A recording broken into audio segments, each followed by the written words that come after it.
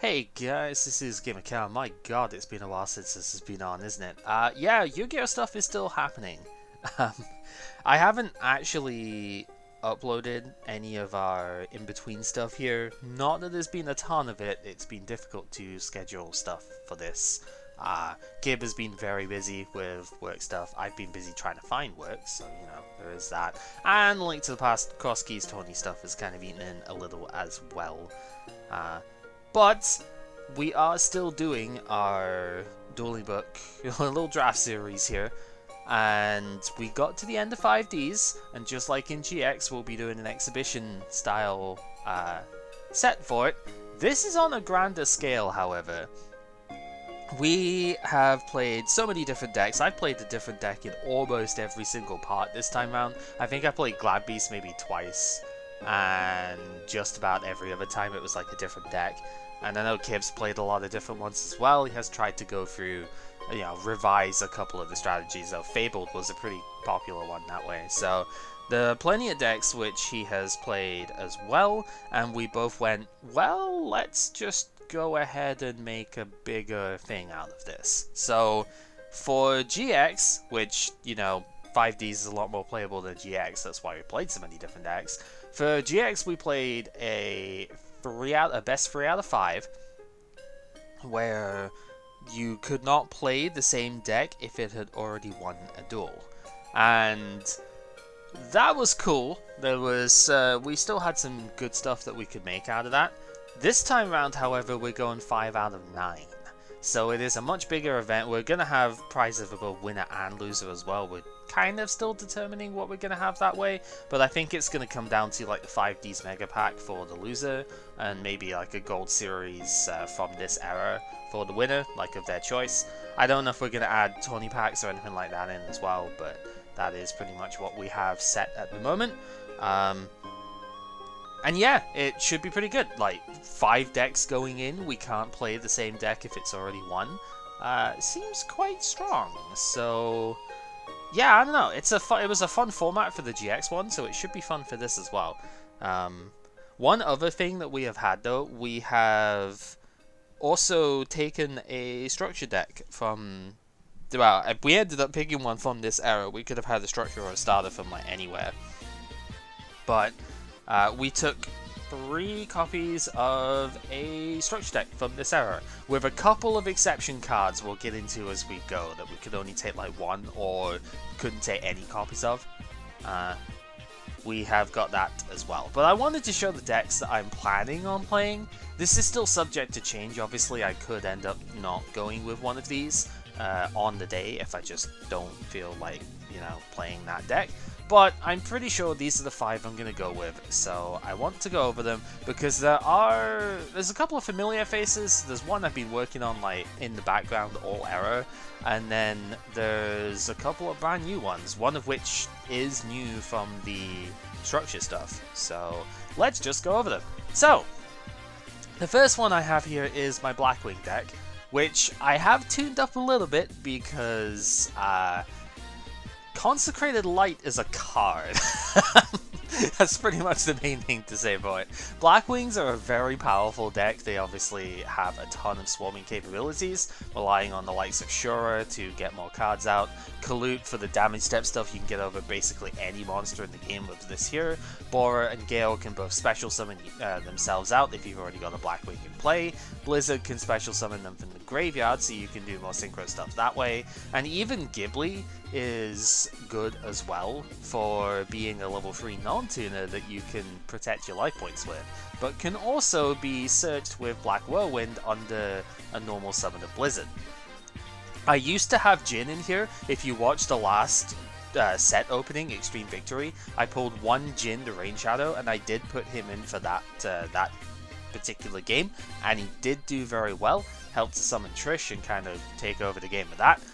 But I have since cut him because he takes up the normal summon, doesn't really do a whole lot, and without like Bora in hand or something, it really doesn't actually work that well. New addition is Zephyrus the Elite. I didn't actually pull this from the Crow Duelist pack at the very end of the last part, but I used a set trade to get a copy of it, traded an ultra rare for it. So yeah, it was top billing, but it's worth it because Zephyrus will let me bounce back the Black Whirlwind or Premature Burial or one of my special summon Blackwings, and once per duel just get another level 4 body in play. It's also something that I can search from either Shura or Boro on, via Black Whirlwind if I already have Kalute or Gale in hand, for example. So yeah, and Gen X Ally Birdman, I think I had this actually for that, so that's why I played Blackwing in Extreme Victory and not HA4, is because I managed to get a Birdman trade off of Kib, I think. And so he just helps out a ton as well. But the third Gale can come in from Crow's pack to make this stronger than last time. The other additions are all like non-dark even, because Reborn Tengu, I pulled one of these and I've used my wheel trade in 2 of the 4 cards to trade for 2 more copies of this, because man, this card is good. Yeah, if it leaves the field by any means, you special summon one from the deck. So this works really well with Gen X Ally Birdman actually, because you can normal summon the Tengu, special the Birdman by returning Tengu to hand, and then not only does this have 1900 attack, which is unusual for its effect, right? But you also get to summon another Tengu, which you can use for a level 7 Synchro, maybe Black Rose Dragon. And this thing is not optional, so it goes in Chain Link 1.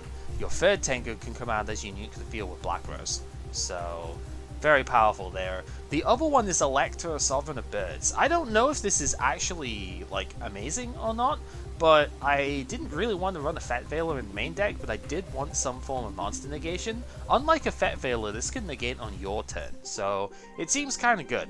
The opponent's, yeah, 2 or more monsters of the same attribute, you can special it. It is a winged beast, so Icarus attack synergy is there as well, and you can just negate one face-up card on the field. It's not even just face-up monsters. You could negate a Floodgate as well, which is pretty good. Like, stopping, well, I mean, it's hard to negate some of them, but stopping ones like Rivalry of Warlords or Gozen Match for this sort of deck would be quite good. So, it seems decent. I don't know if it's going to stay. This will probably be a side deck, side out thing, but it is also not dark, so Consecrated Light can't get through it. Also, Consecrated Light could get just negated by this, and then you can summon your Blackwings as per normal. So, seems pretty good. The rest of it's about the same as last time. You've got your Whirlwind, you've got Book, Darko, blah blah blah blah blah, you know, the usual stuff that way. Solemn Judgment is the new addition, because this was actually a card in the Agent Structure deck that came out at, during Extreme Victory. So right at the tail end of the stuff here, that is the structure that I've decided to go with. I think Kib is almost definitely picking Marek Structure Deck, which has got a lot of very good spell traps that would be fantastic for him. Allure of Darkness, Necro Valley, because he's got Gatekeeper package mostly. Lava Golems in there. Trying to think what else was good. I'd have to go look it up, but there's some other really good stuff in there as well for him. So I think that's the way he's going to go. But I've gone with the Agent one, which will be featured later on here too. Very strong setup. The side deck is mostly expected stuff. I have Cyber Dragon in here again because I'm a little bit worried about Consecrated Light. I'm expecting, since Blackwing is well known as one of my favorite decks of the era, that pretty much every side deck from Kib should have Consecrated Light, or at least most of them. So I need more than just the 4 monsters that can survive against that. So there's those. Gauze is in here because I actually often ended up siding out the Black Whirlwinds in my other games with this deck to fit in more like removal / floodgate stuff. And Gauze is good against the 6 Sams, because 6 Samurai do tend to have a difficult time getting over like 2700. So that's mostly where that is from. Maxi is also kind of 6 Sam, but then again, Maxi's good against everything, basically. You'll be seeing stuff like Maxi, Fet Veiler in most of the side decks here. Forbidden Lance is amazing as well. It's pretty good for sure in this deck, actually. I would like to fit it in main. I just don't think there's really a way that I could do it without cutting out one of the... maybe if I cut Ghibli or something, I could put it in. But I like Ghibli in the deck, so... And then some more like Anti-Stardust and Compulse, Dust Tornado for anti-back row. That's the same for Breaker here. I'm a little bit worried about Floodgate stuff. We do have some Floodgates in here as well. Emptiness, Skill Drain, Oppression. Blackwings don't always use their effects on the field, so Skill Drain is quite good for that. Also works really well with Tengu, so you know. It seems like a natural enough fit here. Extra deck is mostly stuff you would expect for, especially for draft stuff. Scrap Dragon's is in like every single one of my things here. I guess the new addition would be TG Hyper Librarian. This was not actually obtainable until I could do a set trade, like a wheel trade even, from its 2011 promo. So this is something which hasn't yet been seen in the main video stuff, but will be in every single deck that I play here, because it's a generic 5, if nothing else. It's got good attack, and its effect is disgusting if you can synchro more than once. So, you know, it's really good. The only questionable choices here, I guess, would be the Decisive Armor, Ally of Justice Decisive Armor, and Locomotion Argenics would probably be the other one. Argenics here is mostly if I have like Blackwing Armed Wing as summon, and then I can use this with Birdman and take control of his strongest monster, pretty much. Whereas Decisive Armor is because it's quite possible to have like Blizzard Shura Borer in play and be able to go into a level 10, and this is really good against Light Sworn, which I think might come in. Really, these are flex spots right now. I have a pretty solid amount of extra deck cards at this point, but not so many that I don't have like these sort of flex spots. Unfortunately, I didn't pull Armor Master, so I have to use Psychic Life Transfer instead. And I'm not going to use Silverwind because Silverwind's impossible to summon in this deck. What is it, like Blizzard, Ghibli, Kalut or something? If you've got that sort of board state, you're probably losing anyway. So I'm not going to put Silverwind in here. It's a level 8 that takes free materials. It's kind of sucky. Alright, on to deck 2. This is my pride and joy from this set. We have not been able to showcase this yet because it needs TG Hyper Librarian. This is Frogfish Quasar. So, back when I think it was in Hidden Arsenal 4 when I had spun that wheel and got double promo pick, I took my playset of Shooting Quasar Dragon at that stage. And you only need one, but you know, our rule set said we could get more than one out of the thing if we trade for it, so that's what I did. And this card is an absolute unit, but it's a pain in the butt to get on the field. So I have, this deck is designed to get it out. I have one that can incidentally get it out here too. But yeah, you need a Tuna Synchro, so Formula Synchron, which I only pulled one of, unfortunately. And 2 or more non-Tuna Synchro monsters. So the way to go about that is either to get 2 level 5s out, like say Catastor and Magical Android, or even TG Hyper Librarian, or to get a level 2 TG Recipro Dragonfly from the previous set, and a level 8, like Blackwing Dragon over here. I did pull 2 of this from Crow's Pack. I'm still kind of a little bit mad about that, to be honest, because that could have been an Armor Master and that could have been great, but whatever, who cares? It's in here as a filler, to be honest. I could put something else in here instead. I might put Duloran instead of this, actually, but I don't want to use Scrap Dragon for it, really, unless I have to, because Scrap Dragon's pretty good to go into after, like, turn 2s and whatnot. So the idea of this deck is that you basically want to resolve Super Ancient Deep Sea King Coelacanth, right? When this thing, it's a 2 tribute monster, so it can be a little bit hard to get out, but you get it out, you discard a card, and if it doesn't get Effect Veilered or Fiendish Chained, you can special summon up to 4 little fishies from your deck. They can't attack or use their effects on field, but we don't care about that because they can use their effect as soon as they hit the graveyard. So normally we want to abuse Fishbowl Blaster with this. I mean, this is the sort of deck that will get Blaster and or Substitoad banned because honestly, it's kind of gross. But we'll talk about that after we're done with the exhibition stuff. Fishbowl Blaster is pretty insane if you build a deck around it here. So you get to just more or less infinitely special summon this, so long as you can discard for it, and Synchro with water monsters. So the idea, you get the Super Ancient Sea King out, you then bring out Fishborg, a level 4, so either Unshaven Angler or Abyssal King Shark, they're in here for redundancy to be honest, and 2 Oystermeister. This card, when it goes to the graveyard, will summon a token, which is level 1, and also water, so you can use it with Fishbowl Blaster to do a whole bunch of fun stuff. And it doesn't get negated by Super Ancient Deep-Sea King because it activates in the graveyard. There's the distinction between, you know, like Dandelion, which would tribute on the field, or not even Dandelion, Lone Fire Blossom, which tributes itself on the field. That would get negated by, you know, something like Super Ancient Deep-Sea King, or even a Get the Fat Veiled or something. This does not, just because of where it activates. So you get the tokens all the time with it, so your main play is to go into TG Hyper Librarian, so that every subsequent Synchro summon gives you a card draw. That card draw then gets spent by resummoning Fishbowl Blaster, and you Synchro summon like 8-9 times in a turn.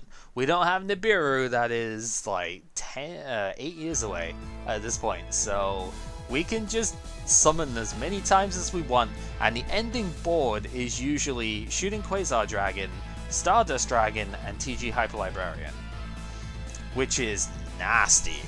Stardust plus Quasar is, I mean, Quasar's an Omni-Negate, it can negate any one card effect that you want. Stardust Dragon can negate destruction stuff, so you have to have like 2 destructions to get through the board, and even then, if Quasar leaves the field, it gets Shooting Star Dragon out, which is also a destruction and potentially battle negate. You don't really want to battle negate with it at that point because it's not properly Synchro summoned, but the point still stands, you can do some ridiculous stuff with that. Also, Quasar Dragon can attack twice, because you're using 2 Synchro monsters for its material. It's nasty. So the whole deck is kind of centered around that. You've got Royal Swamp Eel as an alternative way to go in case Fishbowl Blaster's already out of the deck by the time that you get the Super Ancient Deep-Sea King out. There is a little bit of redundancy here. You could probably cut this down by 1, but I like having the option, to be honest. And then we got the frog side, because the frogs actually work really well with Super Ancient Deep-Sea King. You provide tribute fodder for 1, so Swamp Frog plus Ronin Totem or another frog is the 2 tributes that you need for Super Ancient Deep-Sea King on turn 1. So that's really powerful. That's how you set the combo up. And then failing that, Fishbowl Blaster plus Substitute can still get you into Quasar plus like TG Hyper Librarian or something. You don't have to have the fish side in order to make this work. So there's kind of a 2-pronged attack with it here.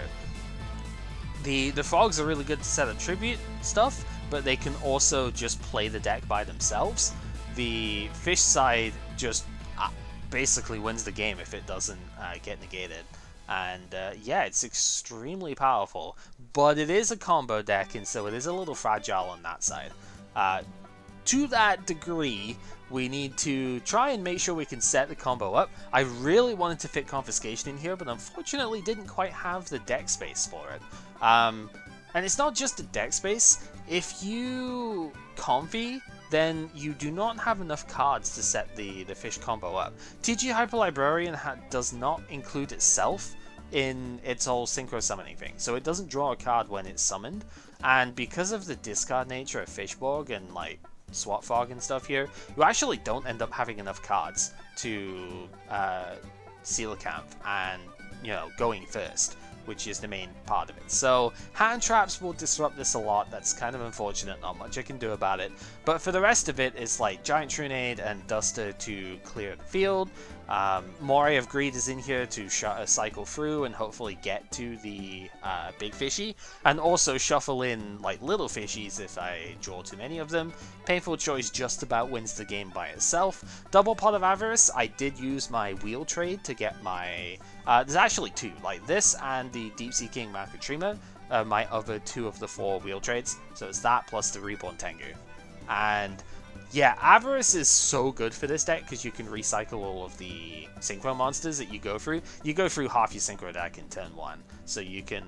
It is basically a Synchro deck at this point, let's be real. Yeah, you go through half the extra deck on turn 1, so double Avarice is really good just to reload in case you can go for Fishy again. But it's also just a +1. A lot of these things, you'll end up on like 4 cards left in hand at the end of the turn if you can get like one of the +1 cards. And then of course Upstart Goblin is just there for refresh as well.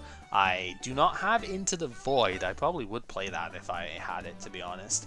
And then to the side deck, because this deck has got like no defense whatsoever. It is all about getting the combo set up. The side deck doesn't necessarily add defense to it, but it does swap out the fish side for focusing on the frogs, because the frogs are capable in their own right of just like setting up, right? So Genex Undine lets you mill the Fishboard Blaster when it's normal summoned and add Genex Controller to your hand, so long as you've not already drawn the controller, which, you know, go Garnets and stuff, right? But yeah, it lets you add the stuff there, and then we've got a couple more tuners so that the Swampial cut doesn't hurt too much. Like the Blackwing stuff, Zephyrus is really good with Ronin Totem and also Premature Burial again, obviously. And then you can special summon Gale and get a level 7 out that way, so it's not too bad.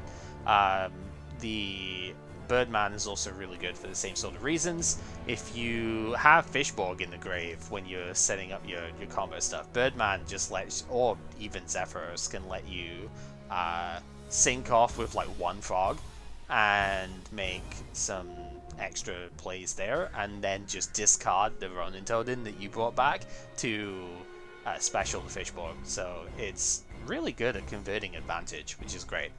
Dark Geki obviously coming in at the side bit. This is a more defensive deck at this point. Frostosaurus specifically beats Stardust Dragon. That's the main reason to use it here. That, and there's the other reason to use Gale too, because Stardust is a pain in the ass and there's not a lot that I could stop it with once it hits the field.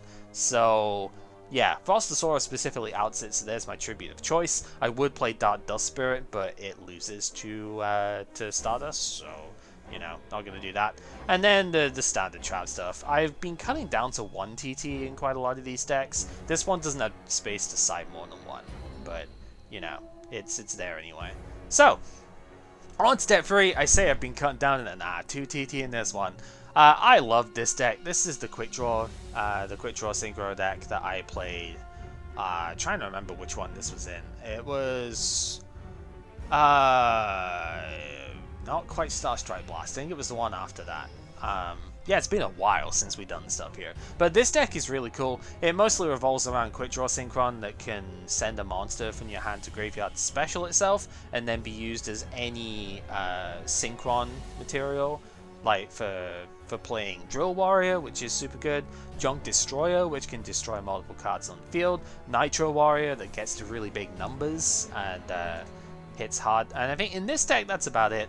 You could play with Level Eater in here, you could play Junk's Warrior as well, but I think you would need Junk Synchron to go with that. Doesn't quite fit the build that I have here. The other one you could play is Road Warrior, but that's a free material level 8 monster. It's a little bit difficult to use the level 5 Quick Draw Synchron for that.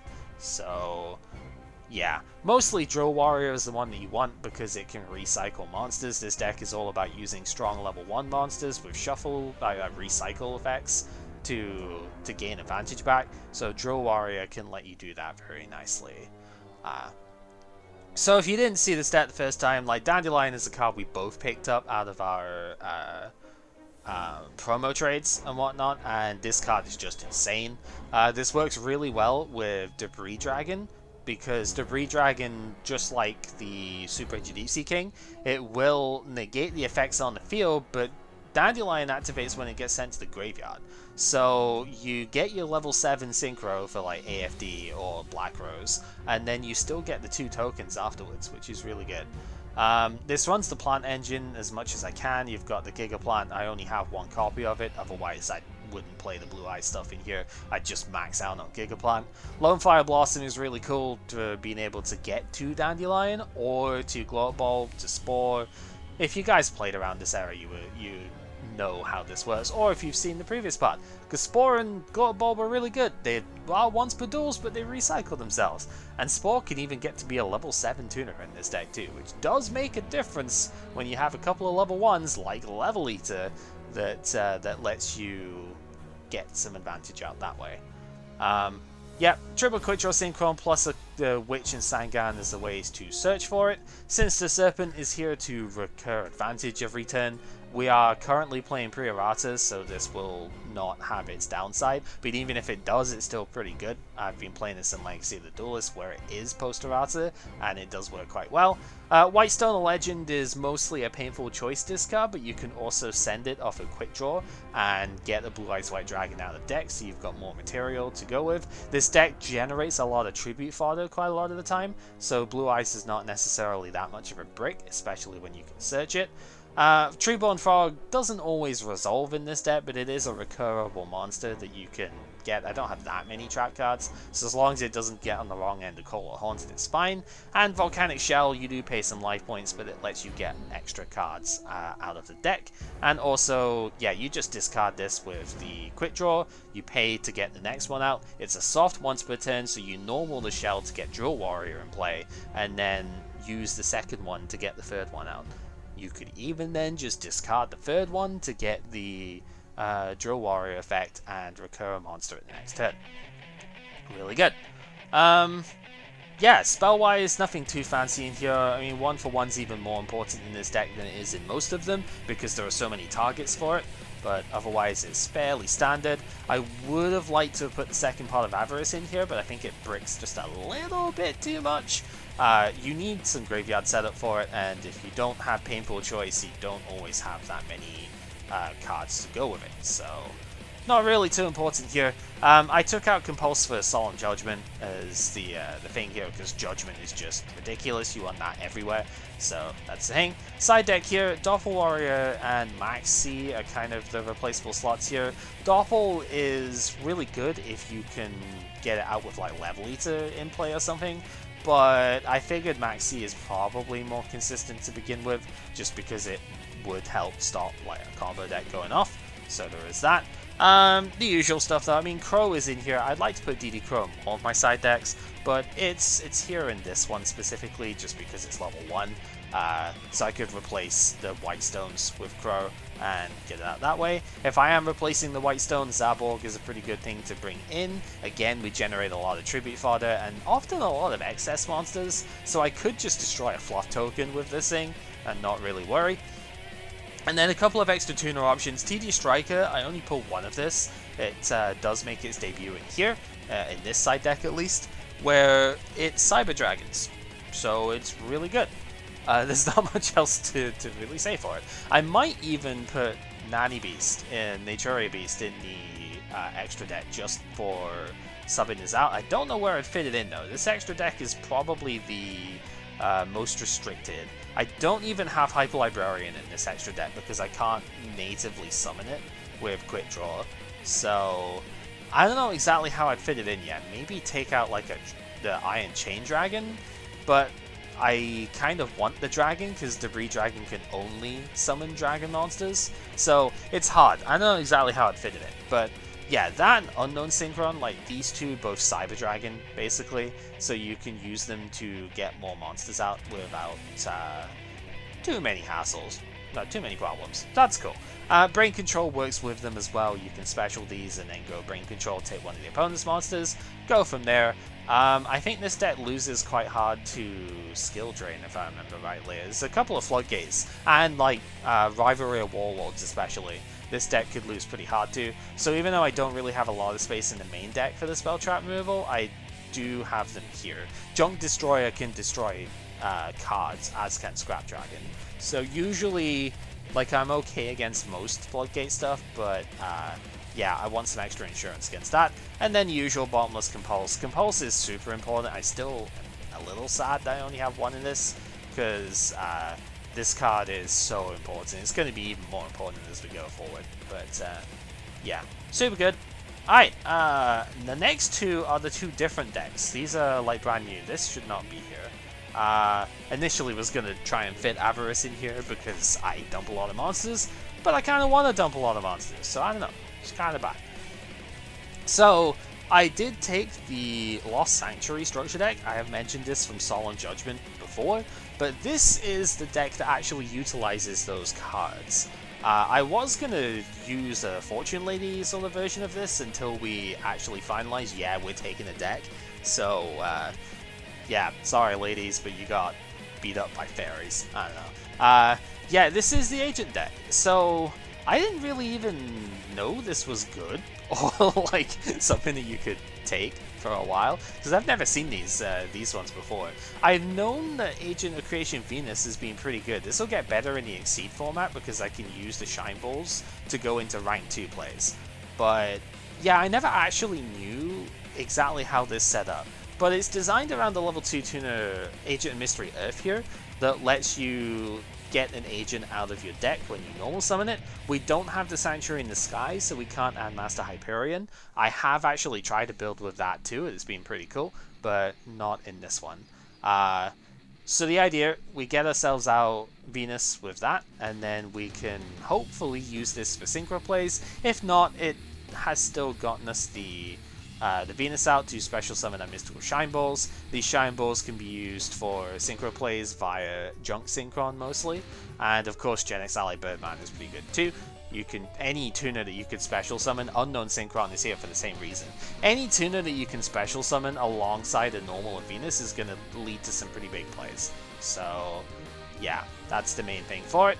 But I kind of noticed, well, like all of these are lights, right? Master Hyperion, I suppose I should probably talk about this as well. This card is kind of gross.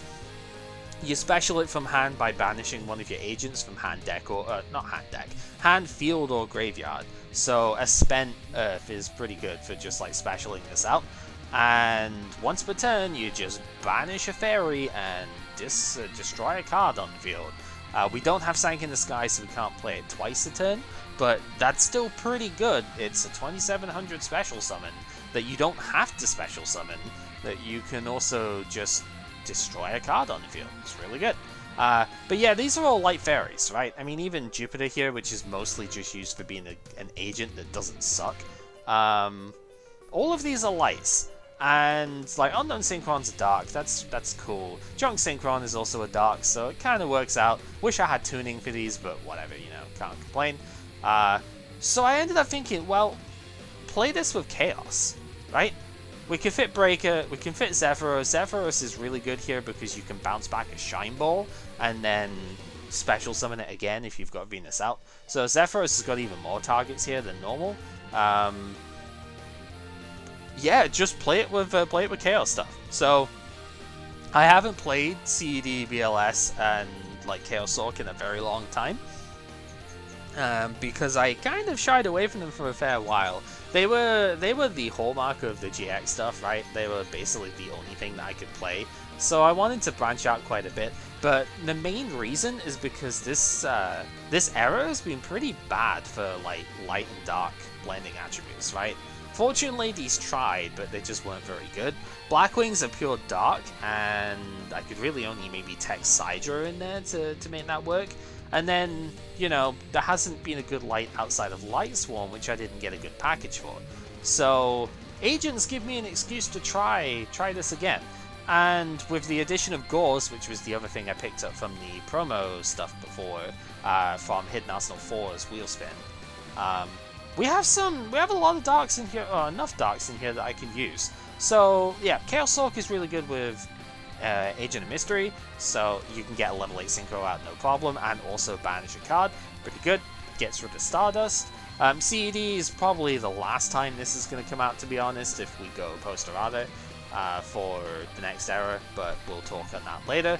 It's still CED, it's still really good. I mean, I don't have the Artilock or anything in here, but it's still very, very strong. And Blackluster Soldier, I mean, what do you say about this thing? It is, it's 3k and it can attack twice if it kills a monster, or it can just banish even a face down card. So yeah, pretty nuts.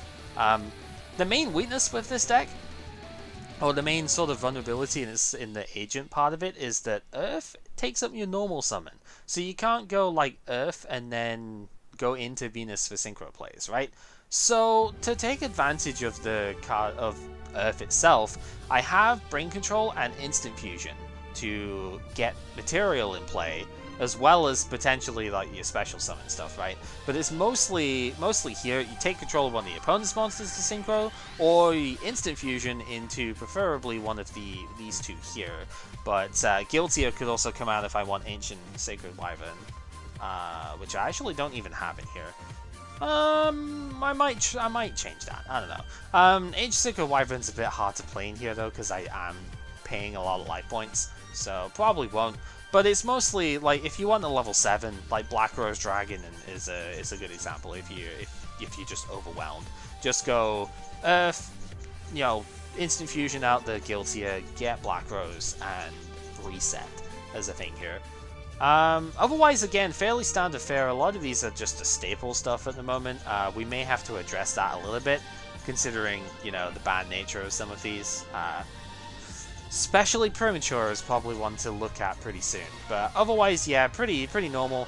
Return from the Different Dimension is the only abnormal bit here. I mean, this is a fairly banish-heavy deck. Even Genex Allied Birdman banishes itself. So, definitely worth it to have that here. It was actually in the Structure Deck as well, but I already had it from the Kyber Duelist pack. So, unfortunate thing there, but it's fine. It's still really good. I guess the side deck is somewhat worth talking about. I mean, we have Sidra for a special summon alongside Earth. Same sort of reasons before.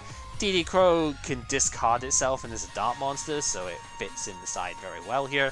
Fat Veiler is a light that can discard itself, so it doesn't fit as well, but it still fits pretty well. Witch is an extra dark that can search out an agent, including Venus, which is pretty good. And Call of the Haunted gives you more fodder to use with both Zephyrus and the Earth. So, you can normal Earth, Call of the Haunted, back a monster, get your Synchro out that way. And then the Call of the Haunted stays on the field so that Zephyrus later on can return it to hand and special itself. So, yeah, pretty solid. The only other thing in here, I guess, Light End Dragon is different compared to what I normally have in these things. And it's mostly just there because I'm playing a bunch of light monsters. I don't actually foresee this thing coming up too much. Normally I would use Stardust or Scrap Dragon, but as a third level 8, it's pretty good. It can beat over stuff that's less than 3600 attack, which is like everything, so not too bad. And then the final one is an experimental deck here. I was gonna consider Glad Beasts, because the Glad Beasts are incredibly powerful, right? But they're also kind of boring. I mean, Rescue Glads are not exactly any weaker than they were earlier on in this thing.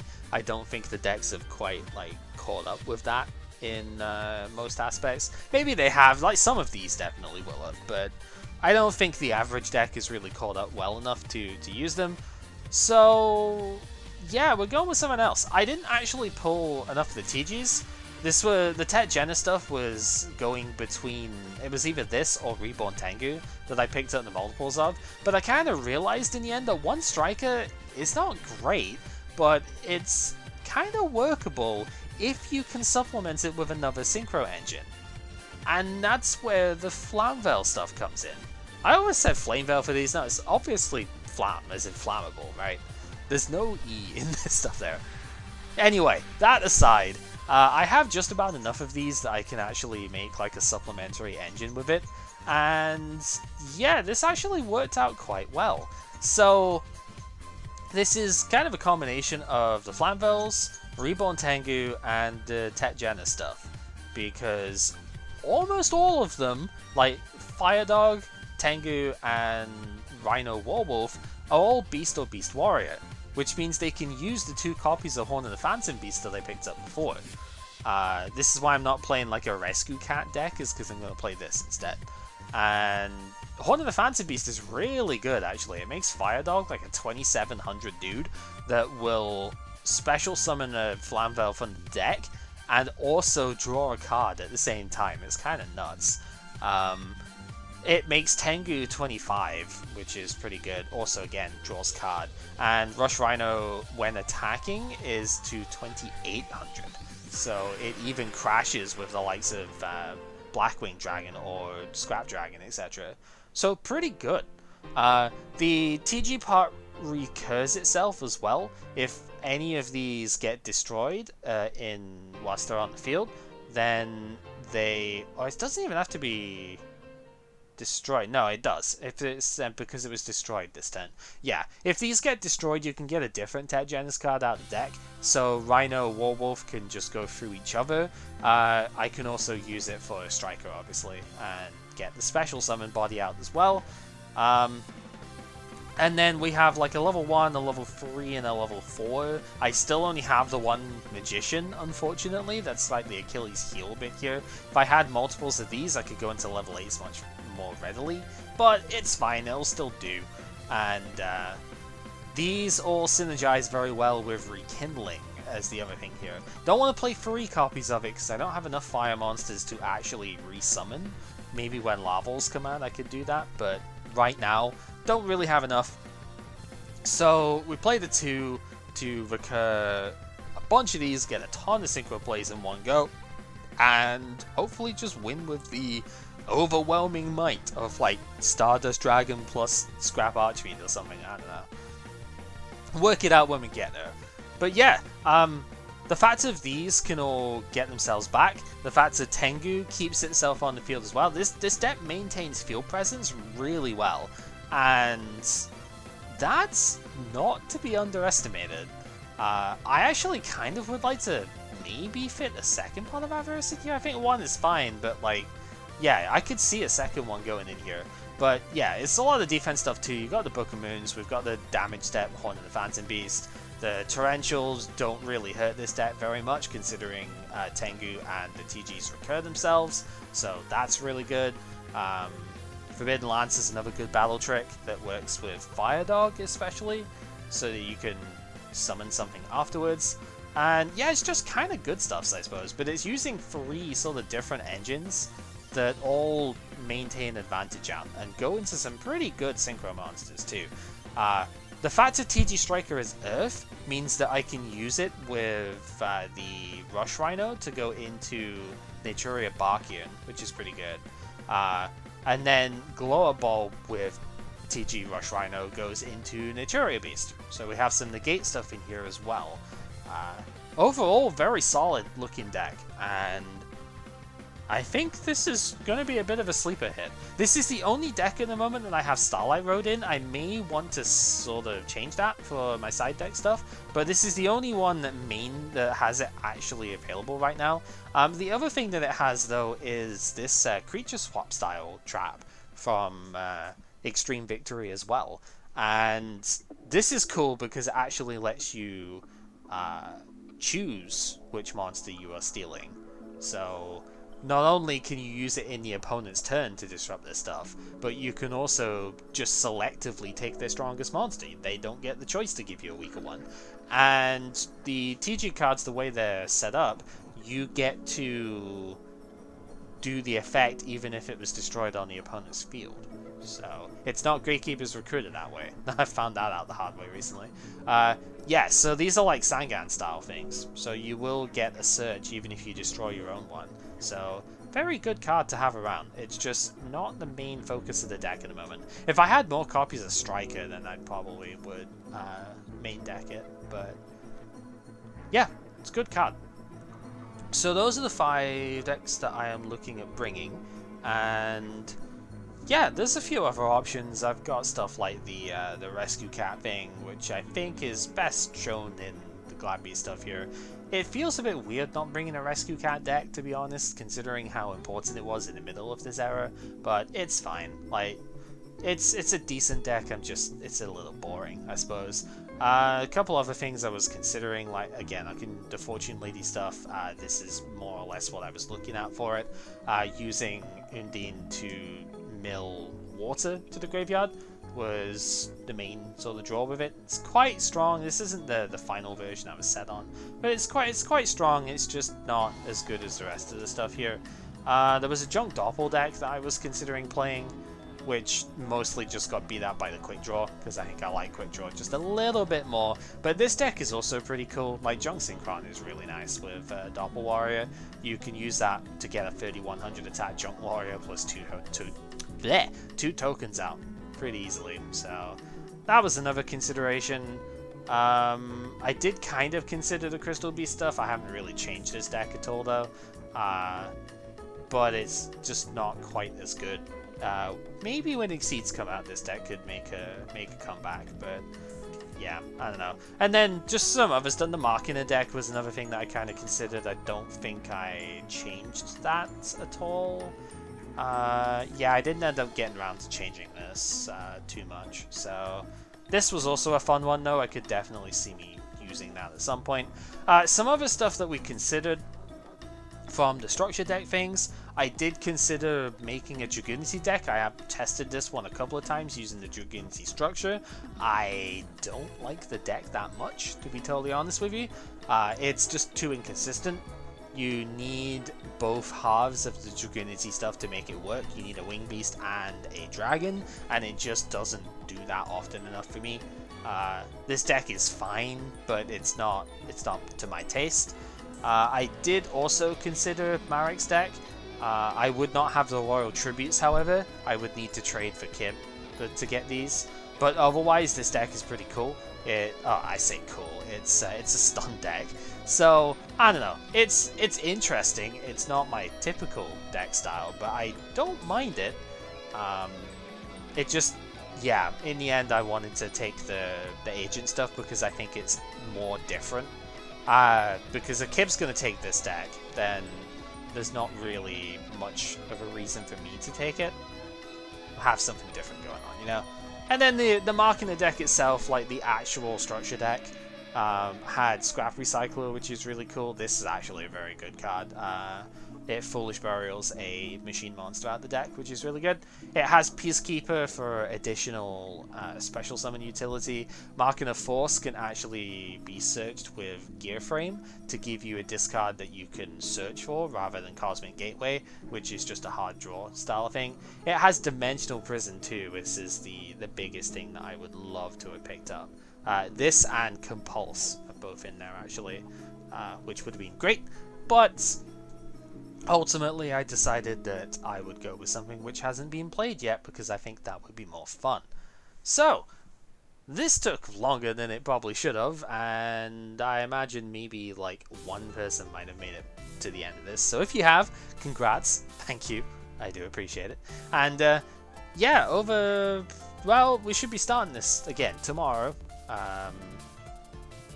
And so in the next few days, I suppose, whatever I can get out of it, we will. We'll be doing this over the next couple of weeks and whatnot, I imagine, and then try to start the Exceeds era, which will be fun.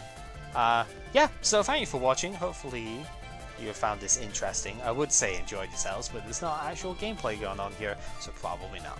I don't know. Hopefully this is interesting. At least it shows off what I am looking at playing here. And yeah, until next time.